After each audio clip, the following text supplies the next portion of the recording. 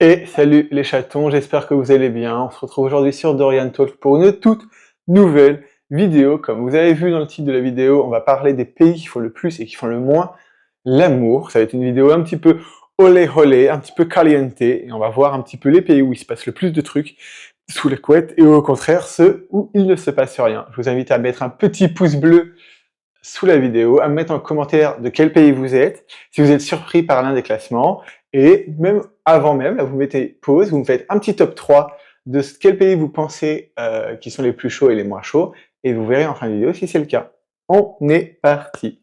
Numéro 10 des pays les plus actifs sexuellement, la Nouvelle-Zélande, 106 rapports par an. Même les kiwis ont le feu. L'Afrique du Sud se place 9e avec 107 rapports par an. Ambiance très haute sous le soleil.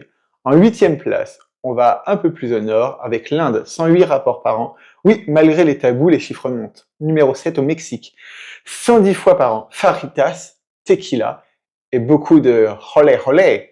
Numéro 6, Cocorico, on est en France, 114 rapports par an. On reste fidèle à notre réputation, mais on peut mieux faire. Avec un rapport de plus, numéro 5, la Pologne, discret mais très actif.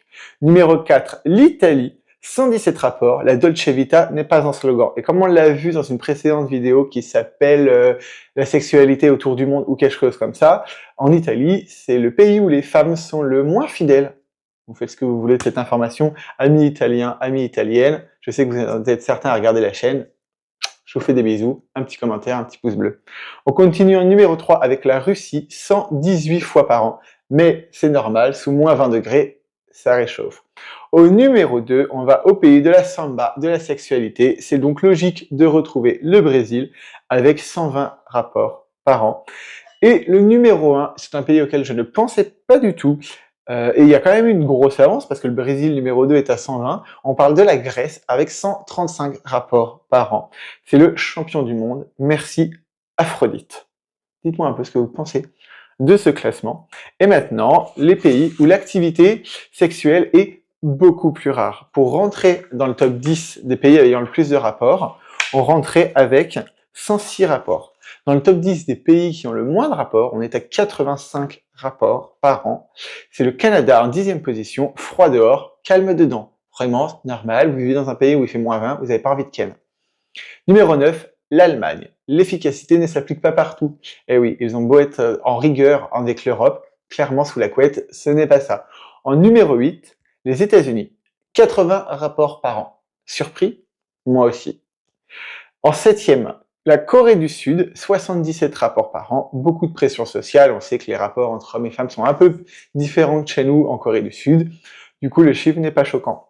On va aller chez nos voisins qui, contrairement à nous, baisent beaucoup moins. Le Royaume-Uni, 76 rapports par an, tea time plus que sex time. Numéro 5, on part en Asie, en Malaisie, 75 fois par an, discrétion culturelle oblige. Numéro 4, chez un voisin, Indonésie, 73 fois. Et là, on remarque dans les chiffres que ce sont plutôt les jeunes qui n'ont pas tellement de rapports, ce qui fait du coup baisser le chiffre. Numéro 3, la Chine, 70 rapports par an. Le stress de la vie moderne joue beaucoup et je pense aussi qu'il y a une partie qui est liée à la politique de l'enfant unique en Chine, où comme ils sont plus d'1,4 milliard, voire 1,5 milliard, et qu'on leur a dit maintenant c'est plus qu'un seul enfant, ça doit quand même pas trop jouer sur la libido. On rentre dans le top 2, toujours en Asie, avec 5 époux, 55 rapports par an. Petit pays, petite moyenne. Et la différence déjà entre la Chine à 70 et Singapour à 55 rapports par an est énorme. Et le numéro 1, le pays qui a le moins de rapports sexuels par an, pareil, dites-moi en commentaire avant que je vous le dise, vous mettez pause, quel est pour vous le pays qui a le moins de rapports sexuels?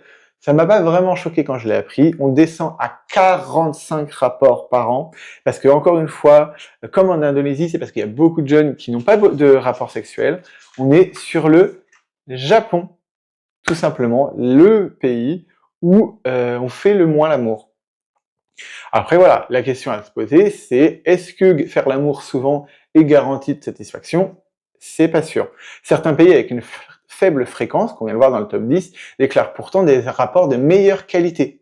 Ça joue aussi. Et surtout, chacun son rythme, chacun son kiff.